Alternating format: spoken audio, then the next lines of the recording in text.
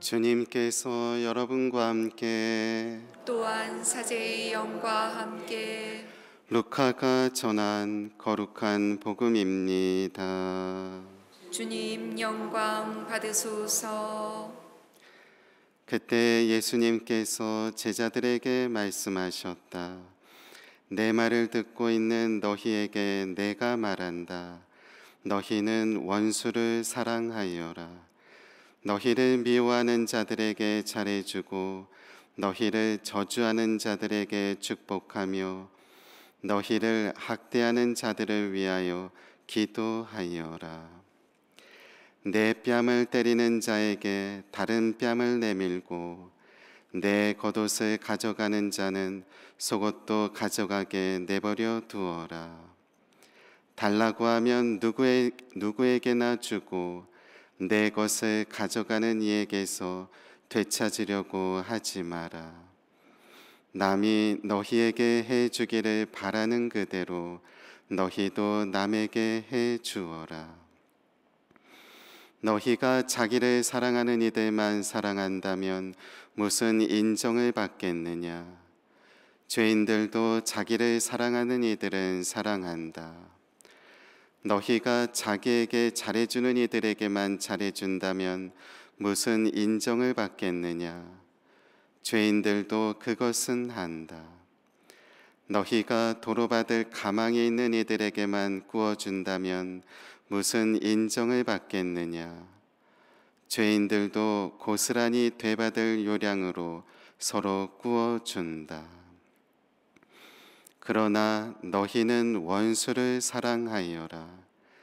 그에게 잘해주고 아무것도 바라지 말고 구워주어라.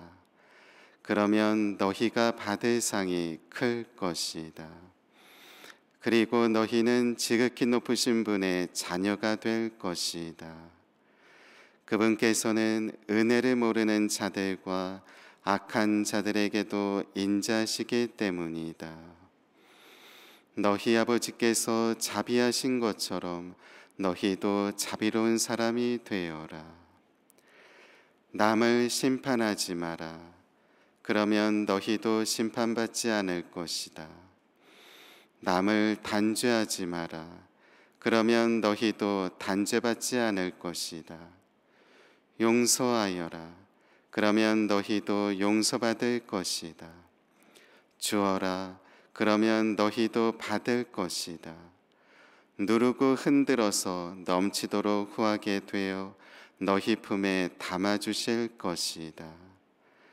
너희가 되지라는 바로 그 되로 너희도 되받을 것이다. 주님의 말씀입니다. 그리스도님 찬미합니다.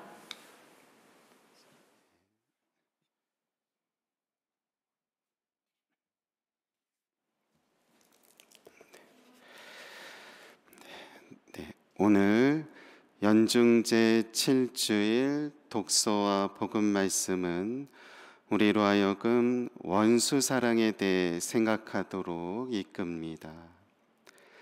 그리스도인에게 있어 원수 사랑이란 중요한 계명인 동시에 부담스럽고 쉽지 않은 말씀입니다. 이론이 아닌 실천이 뒷받침되어야 하기 때문입니다. 그런데 신앙인에게 있어 가장 큰 계명은 하느님 사랑과 이웃 사랑이라고 표현하지 하느님 사랑과 원수 사랑이라고 표현하지는 않습니다. 이웃 사랑과 원수 사랑, 이 둘의 관계는 어떻게 되는 것일까요? 오늘 복음이 담긴 루카복음의 10장에는 다른 복음에는 없는 착한 사마리아인의 비유 말씀이 있습니다. 누가 우리의 이웃이냐고 묻는 율법 교사에게 예수님께서는 착한 사마리아인의 비유를 들려주셨고, 끝에 가서 누가 강도를 만난 사람에게 이웃이 되어 주었느냐고 반문하십니다. 이에 율법교사는 직접적으로 사마리아인이라고 하지 않고 자비를 베푼 사람이라고 대답합니다. 사마리아인이라는 원수를 직접 이웃이라고 부르고 싶지 않음이 담겨 있습니다. 그렇지만 우리는 이 표현에서 한 가지 사실을 알게 됩니다.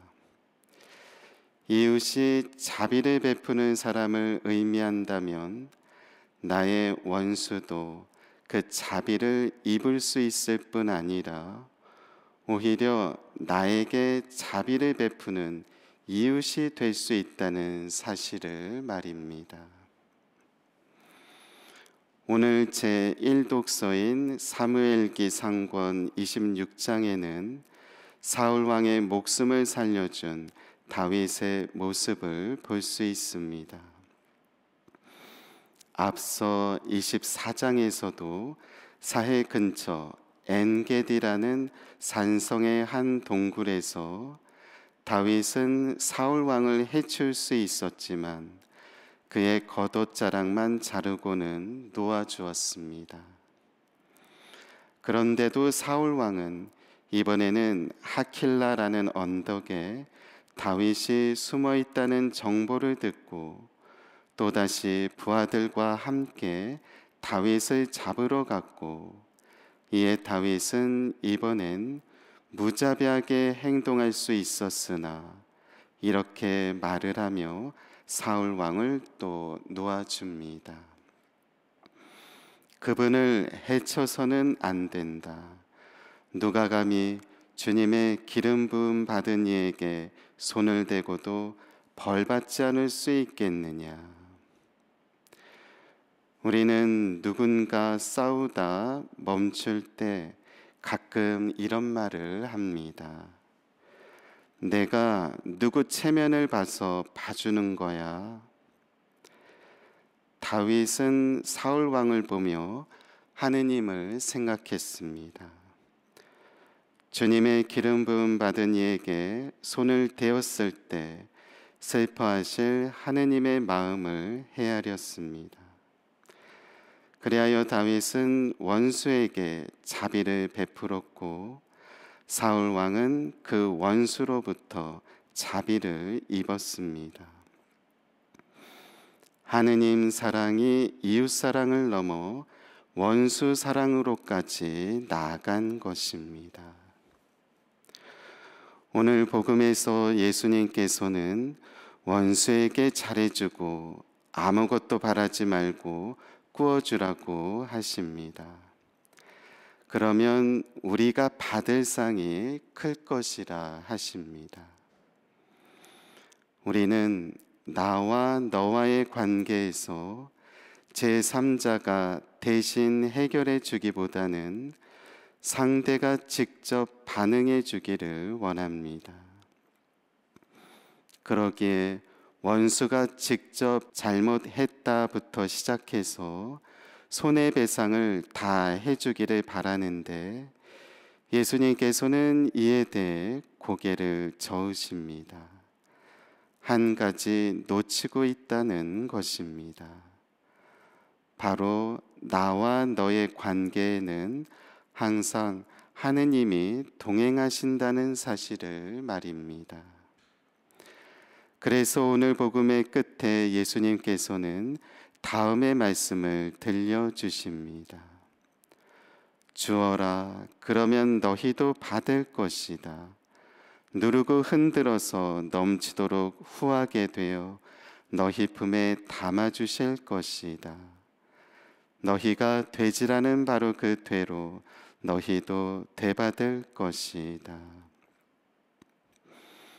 루카 복음에는 되찾은 아들의 비유가 있는데 이 비유에서 씩씩거리는 큰 아들 눈엔 믿게만 보이는 동생만 보였지만 아버지는 이렇게 말씀하십니다.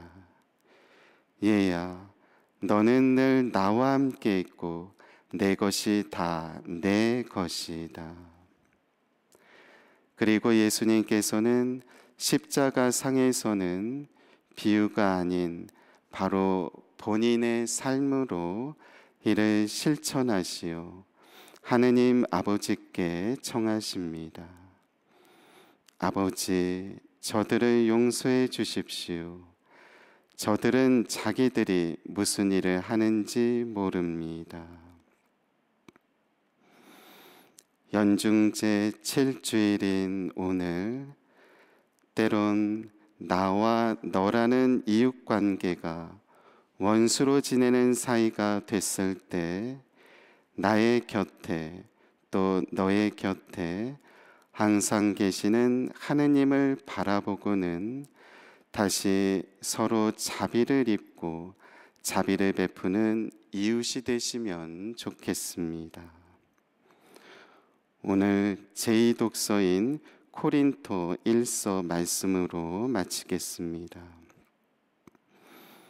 우리가 흙으로 된 그 사람의 모습을 지녔듯이 하늘에 속한 그분의 모습도 지니게 될 것입니다.